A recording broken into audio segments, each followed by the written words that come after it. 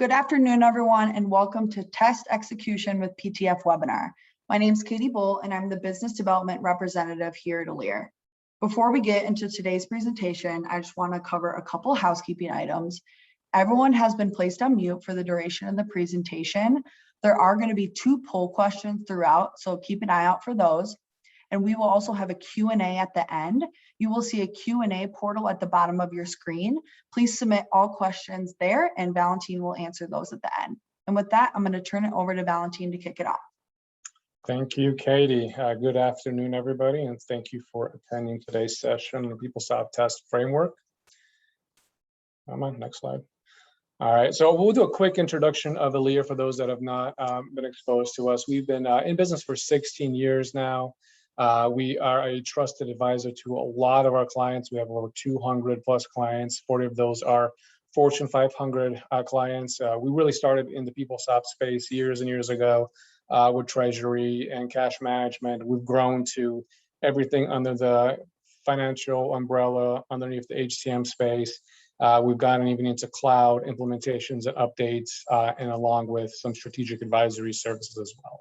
So we'd like to think of ourselves as trusted advisors to a lot of our clients to help get them to that next level with any application that they're using. But of course, today we're going to be focusing on that PeopleSoft automation area. Quick introduction of myself. My name is Valentin Todorow. As I mentioned, I'm a solution architect with Elire. I've been with Elire for 5 years now.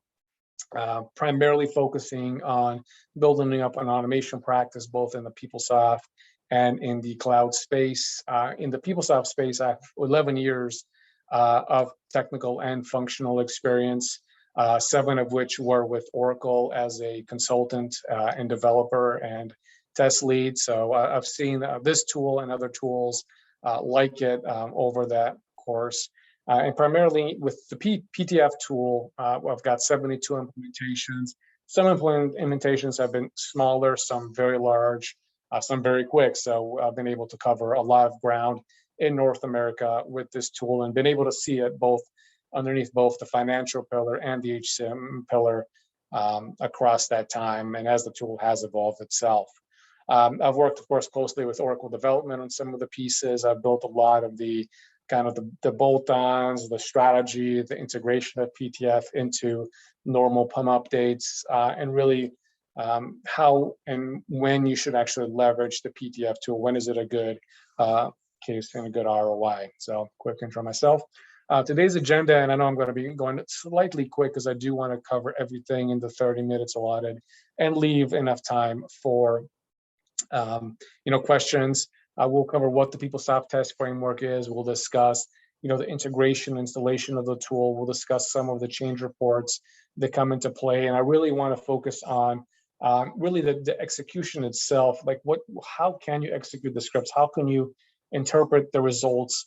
And how do a lot of my clients do that? Okay, so we'll cover those big topics. But to start off with, I want to just discuss the business drivers for why use automation with PeopleSoft. And I guess the biggest one, and probably the reason that a lot of you are here, is because of these PUM images. They're coming at you at a much faster pace than they did before. This little graphic actually represents this year that, these things are coming out every 3 months, every 4 months. Some adopt once per year, which I think is the minimum that Oracle recommends. Others are adopting twice per year. And you still have to go through the same level of testing as you did before when you were doing a 9.0 or 9.1 or 9.1 to 9.2 implementation. You still are smoke testing as you're doing retrofits. Your developers are doing that. You still might do some unit testing. You definitely have to do some integration and system testing. And now the ever disappearing UAT testing cycle as well can also be supplemented with automation. So really the driver itself is there's not enough time to do this much testing continuously pretty much. Whereas before, you had dedicated weeks for testing cycles with these large upgrades, these updates.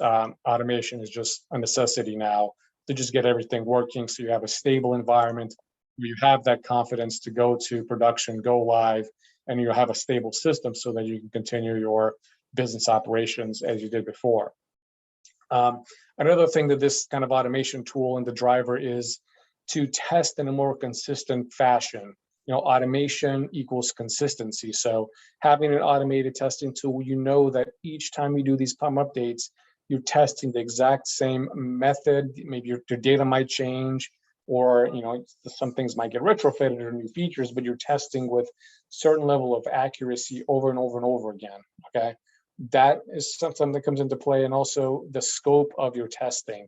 One of the tools that I'll cover a little later on, the data loading tool, actually allows you to source data right from the database, use that data to execute a script thousands of times if you wanted to against one singular component to make sure you vet out the category codes or the items that were giving you trouble and not processing correctly, to make sure everything is working okay at a much larger scope than you would get from manual testing, where you could probably test out a given component 5-6 times, maybe a couple negative tests against that. So it lends itself to a larger scope of testing, while increasing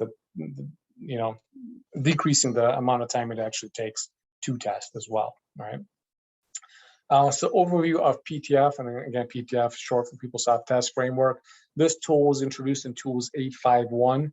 That was when it became part of the People tool stack. So if anybody is on a older version of 851, you still are not seeing PTF, but hopefully everybody here is on newer than 851, and you'll actually see this tool. It's you're already paying a license for it. It's actually, I don't want to say it's free, but it's part of your People Tools license. So it's there. You can stand it up today, configure it, and get going with it. But it's evolved over those years. I like to say that the 851 version was a beta version. It had some issues with Messenger, and it would crash a lot. So 852 and onward, it's been extremely stable. And Oracle PeopleSoft actually have a large investment in this tool. This is their in-house testing tool. So they have something in the order of 60,000 scripts that they leverage every time they do any kind of PUM release, be it on the finance or the HCM side. They actually have that massive repository of these automated scripts. They spin up a bunch of environments, they use PTF to test, and then this thing becomes generally available on Oracle support. Okay, and they not only invest in the tool itself because they leverage it, but they invest in little add-ons and features within PTF, and they just to make it a little more robust.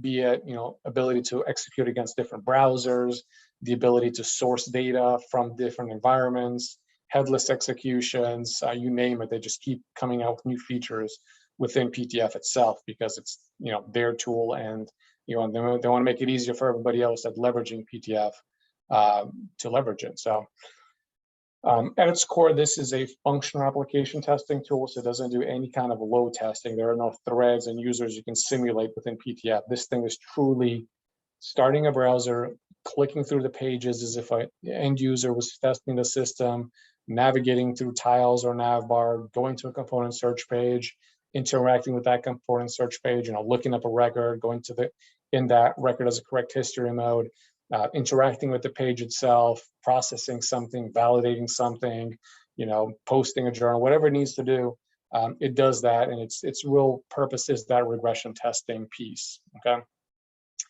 there's other tools that do load testing, and there's ways to integrate some of these tools together as well, which I'll mention later on. Again, I already kind of touched on this. The number of tests that can be executed greatly increases, and we've devised methods to not only collect that data directly from the databases, to stage data via Excel queries, Excel files if you wanted to. And really the way we execute is also very unique, how we schedule the tests, how we actually bundle or integrate with other test management software to make it a more seamless experience. I know a lot of my clients have wanted that kind of integration with ALM or SpirePlan, be able to, nothing changes, you're still interacting with your test management software. Yes, on a server somewhere or on a virtual machine, it is kicking off PTF, running some kind of automated test script, and then echoing back the results to your test management software, showing you the results of, yes, this passed, this is the results, and moving on and on and on. So we've devised our own methods to make it more seamless to insert automation into your roadmaps and your testing plan, really. And of course, I already touched on this as well. Actually, the accuracy, automation equals consistency. So With that, the accuracy, each time you go through these PUM updates, you're using your repository of PTF scripts to execute against that PUM image to make sure that you guys are able to create the IDs and the assets or the processes run to correctly, as if you were manually testing. So you can do that with far more accuracy now than you were able to before. And actually, this ties directly into some of the reports that come with PTF, and those reports are actually meant to analyze not only changes, but gaps within your testing. So as you incorporate new features from those PUM images, you can actually gauge if you have gaps in your automated testing via some of these pre-built tools that come just vanilla out of the box. So we'll discuss those in a few slides. Actually, I cover one of those gap reports. Okay. And of course, reduction in testing time. Any automation, you're trying to reduce testing time. You're trying to schedule these so that they run overnight or over the weekend. You're trying to make them so they are linkable together. When you create the requisition, it goes to the approvers. You're simulating different approvers logging in, maybe pushing back at a certain stage, reinitializing the process, going through an approval, going to the sourcing, creating, dispatching, receiving, whatever you're paying it out. You can link these tests together so they run in that seamless end-to-end business process over the weekend, at night, whenever you schedule them, just to reduce that testing time, cycling them and looping them hundreds of times if you wanted to make sure that business process can run correctly with variations in that requisition, for example. So a lot has been built in this space to reduce the testing time, to make it as flexible as possible when you run them, how you run them, against what environment you run them, with how much data you run them. So there's a lot there. And anything you execute is actually stored in the database. And I think that's on the next slide.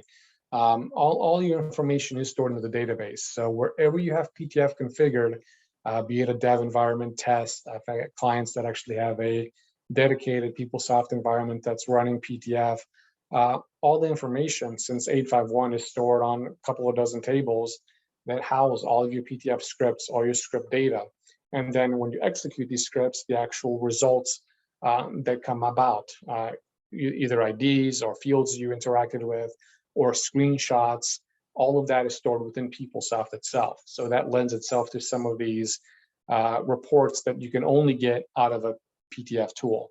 Be able to correlate kind of metadata of changes you're impacting to the system or changes that are coming from PeopleSoft Oracle themselves, be able to analyze impacts not only to your test scripts, but to the pages themselves. So a lot has gone into play there. The overall architecture of PTF, this is a record and playback tool. And what I mean by that is, like other tools out there, you have the ability to build brand new scripts using a recording wizard, which you initialize PeopleSoft, you press a record button on a little floating window, you go through your PeopleSoft page, signing in, navigating through the tiles, going into a page, interacting with that page, and you're not having to do very complex coding. You're just interacting with PeopleSoft, you press stop on the recorder, and then it gives you the step-by-step code that you did, pretty much the PTF script itself. You then have some capabilities, if you have some programming knowledge, to add some loops, conditional statements, some arrays, some variables, whatever you need to make this test a little more robust, be able to execute it multiple times in the future. Or you can just stick with the basic recording. So you can either do very complex things or very simple things with PTF and still be able to run through regression testing with it. Of course, I'm on the side where the more code you throw into these tests, the more robust they are in the future. So I definitely would recommend some programming knowledge, but I've seen very functional people without any programming knowledge be able to generate tests, execute them back, and then actually leverage them. So you don't have to be a die-hard programmer to be able to record PTF tests. Honestly, anybody can do it. It's not like a Selenium tool where you have to know Java to invoke Java Selenium to be able to code complex actions. The way that they've formatted the scripts themselves is a very structured, simple to understand architecture. It's very similar to Excel, for example. Everything is role-based. You can easily interact with it, easily execute the script, and get your result as needed. So in that respect. Now, there's a few features that are only available to PTF, and that is kind of going back to the metadata. So every time you interact with any object inside PeopleSoft, it's of course stored in your PTF script, but it has a hierarchy of exactly what record, field, page, component, menu it sits on. And when you go to do these compare reports, every time you do a PUM image, you can correlate all that data and understand your impacts. No other testing tool can do this. It's just impossible to gather all the data and run the reports natively within the PeopleSoft space and within that tier. So it's something very unique to PeopleSoft and PTF to be able to do this kind of analysis. And this is something that we've kind of it's been a pain point with other testing tools because these applications are ever changing to keep up with each other. And whenever you have an application level change, your testing script also has to change. If it's actual IDs and DOM objects that are altered, you literally have to sit there, and it's an effort to change the automated test script. Not so with PTF. You run these reports, it does the analysis for what's going to be impacted or not impacted, and then you feed it into this mass update tool within PTF, and it does like a blanket change to those affected fields. If that field or record is sitting on 17 different tests, it just does a find and replace on all those elements, and immediately your tests are ready to go for that new PUM image, okay? So they've made it much, much simpler to update these tests than if you were to use a third-party automated testing tool. That's something that no other third-party really mentions, is how are we going to upkeep these in the future? I did a presentation a couple of months ago where I discussed, general testing. If you're creating testing assets, you need something to be reusable and easy to understand. So we have very structured templates in the way we build our test scripts, the way we build and run our reports, so that they're easy to understand the results, easy to manipulate, and get them ready for the next PUM cycle. Okay. Okay, so this leads us to poll number 1. Thank you, Valentine. The first question is your organization utilizing PTF? I'll give about 15 seconds to answer.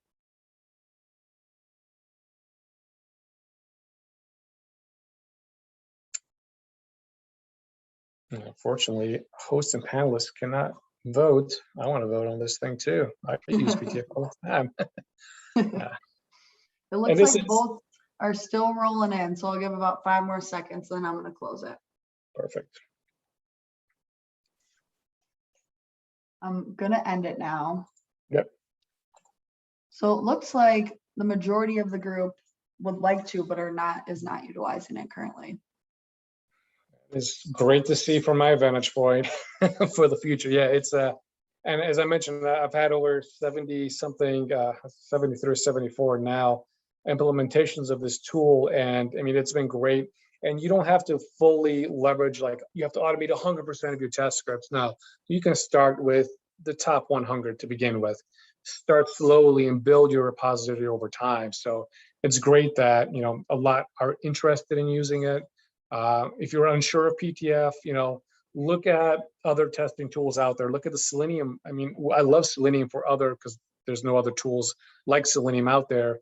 But PTF is so specific to PeopleSoft, and if you have any customizations or bolt-ons, you really need to use PTF. It's really the only tool you should use, because if you go with a third party, good luck when there's any kind of retrofitting or changes. It becomes a true nightmare. So, and kudos to the 3 that are 75%. Kudos to the 50%. So, yes, some but not regularly. Yeah, definitely. I like the numbers, but I definitely want more people to be leveraging it in the future. It makes your PeopleSoft experience just a lot better as you're going through your PUM updates. All right, so we're going to continue on now. So I mentioned a little bit about the tool itself. So I'll discuss the integration and really how PTF works itself. The client, so PTF is like App Designer, like Data Mover. It has kind of that look and feel, if you could say. It is a small little executable. It's actually sitting right now, if you're tools 851 or higher, it's sitting in PS Home setup. You'll actually see PS Test Framework. Actually, since 856.17, you don't even have to install it anymore. You just run the executable. It opens up a PTF client. That PTF client doesn't even need the rest of the people tools installed. It stands completely alone, siloed as its own little software. That software makes the connection through integration broker. Of course, there's some security roles to whoever, and it uses PeopleSoft security, of course. So if you want to give it to specific individual that you've tasked with recording or executing scripts, you give them that specific security role, and there's 3 different roles with different permissions.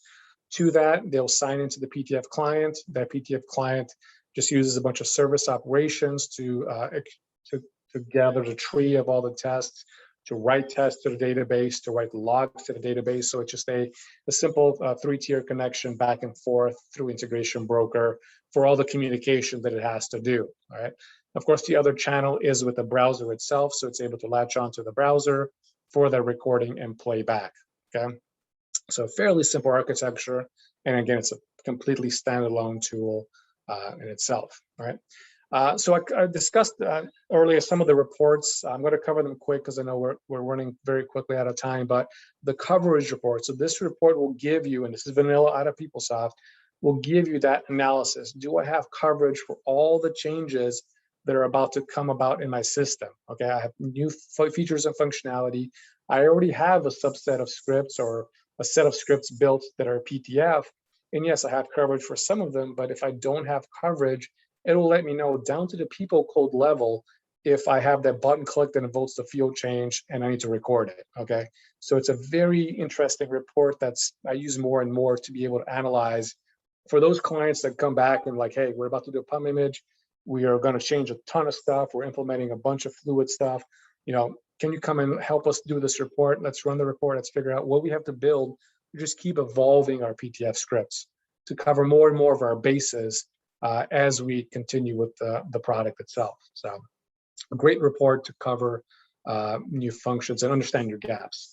The other report is the test maintenance report. So these are the 2 heavy hitter reports. There's some other not so important reports, but this one, the maintenance report, gives you comparisons between the systems. So if you had custom bolt-ons or customizations themselves, it allows you to understand the changes that are about to happen based only on your PTF scripts. So it's not a full-blown compare report. It's only a compare report against the current state of your system and the changes that you're about to apply with your project. Okay, and it correlates that. It spits out a maintenance report telling you, there's a deleted field, that there's a bunch of changes that are about to happen, and there's some added fields. And you can say, I don't know, is the student person phone number applicable to me?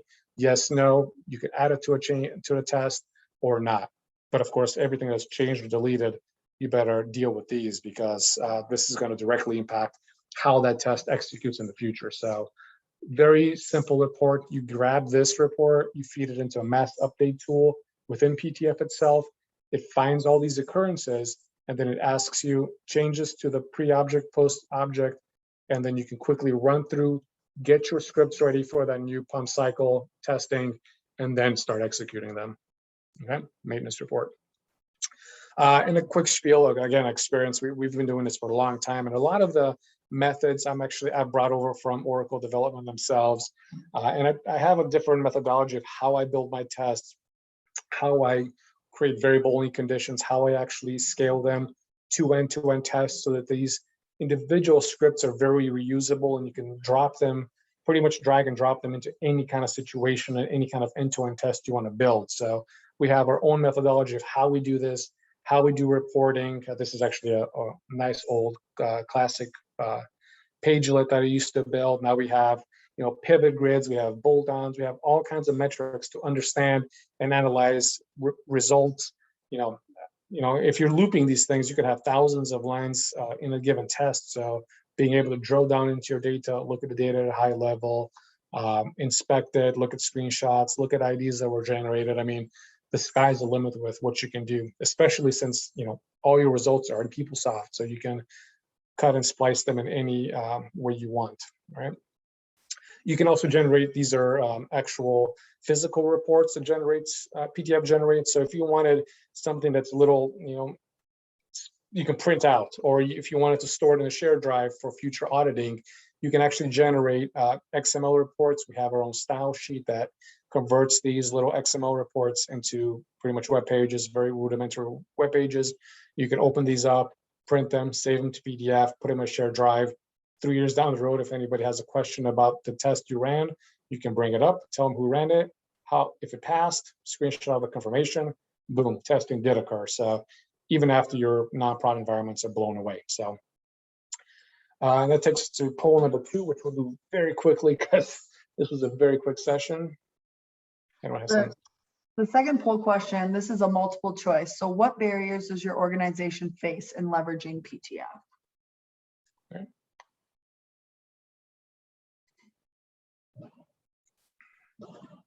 And we'll be going straight into the Q&A after this. So feel free to keep submitting questions in the Q&A portal once you put in your poll voting. Looks like votes are still rolling in, so I'll give a couple more seconds, Valentine. Mm-hmm.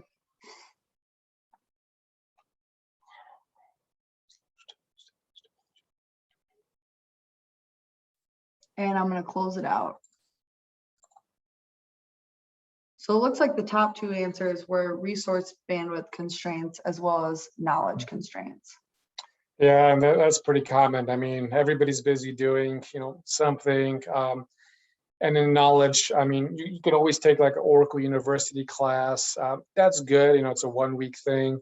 Well, we can actually address both of these concerns. We have various packages within the PTF space. If your resources don't have time to sit there and build automated test scripts, we actually have services that can help you do that. We can build all your test scripts for you if you'd like to. We can transfer the knowledge. We can hold workshops with your functional resources, with your technical resources, with those that eventually will be tasked with PTF.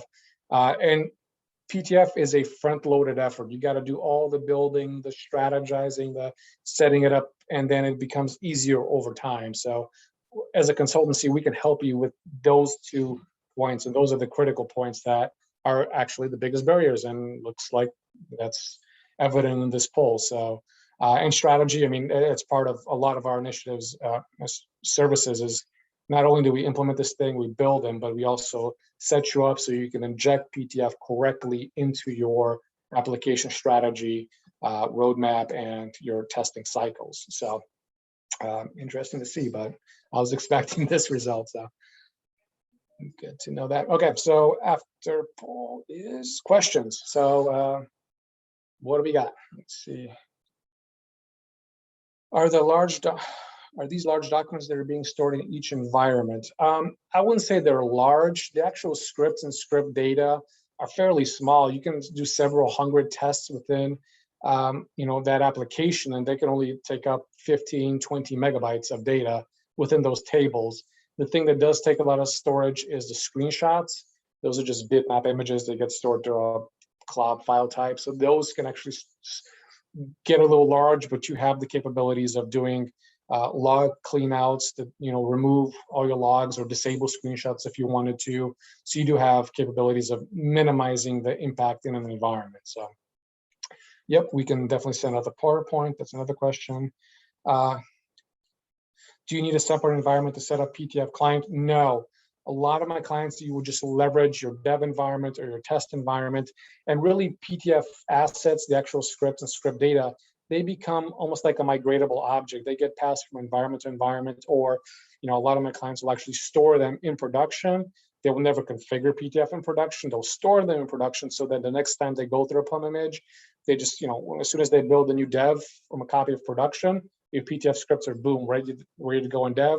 You configure that new dev with PTF, latch it on, and then start testing against dev, test, whatever you need to. So you don't have to have a dedicated environment at all. Okay.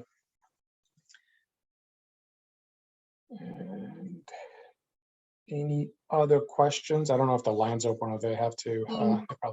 Valentine, open the chat. There's a couple questions coming through there. Oh, okay, I see the chat now.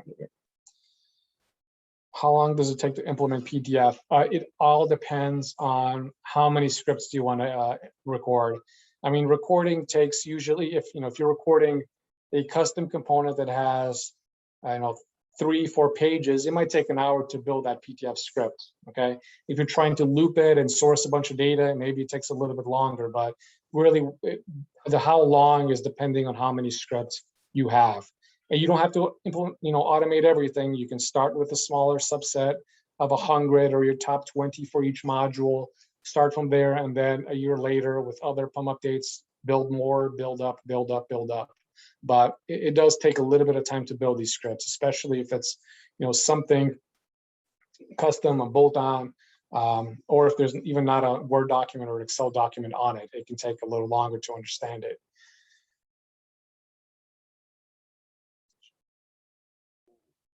So the question is, how you determine if an organization is using PTF properly. They're not positive if they're using it. We do have assessments, or like a phase 0 assessment, where we can go in, we can look at, how are you staging data for your scripts? How are you running the scripts? How are you interpreting the results? Really, the data staging is the biggest one, but we do have a phase 0 with PTF, pretty much an analysis 1 week long, where we can come in, see how you're doing things, and do, send some recommendations your way. So that's definitely, we can help you with that. Do you help on one-off issues? Yeah, send me an email. I can definitely help you guys out. No problem. Do PTF recordings still require IE? Yeah, after they're decommissioning Internet Explorer. IE is still, as of 85809, you still have to use IE to record. I know that's going to change very, very soon. For playback, though, we leverage Chrome or Firefox. It's significantly faster. And I'm fairly sure within the next couple of months, they're going to release recording with Chrome as well for PTF, since IE is going to be decommissioned. I think the support for corporations, like the corporate Internet Explorer, is going to live on a little longer. But yeah, it's going to be changing. But as of 855, you can use Firefox and Chrome for all of your execution. Okay.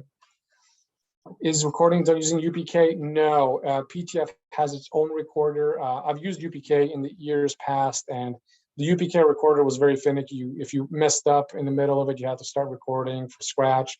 PTF has a completely different system of how it does recording, and it's all within the tool itself. So hopefully it answers that question. Okay. You're welcome. It looks like 2 more came in the Q&A, Valentine, if you want to quick answer those, and then I think we'll wrap it up. Can we use Fire? Yes, you can. I believe it is a managed object in Fire to migrate it. So you should see a object in there called PTF test. It's test and test cases. Can you provide a setup service? How about a training service? Yeah, setup and training and workshops, usually workshops 1 to 2 weeks, depending on how many individuals. So we can definitely help you stand the tool up, kind of optimize it, get you at least set up. So we have smaller, like I said, smaller services that can help you with the stand up and the training, and we can kind of work with you. It's all, depends on the size of your organization and how many people need training, but we can definitely get you set up and train on this tool.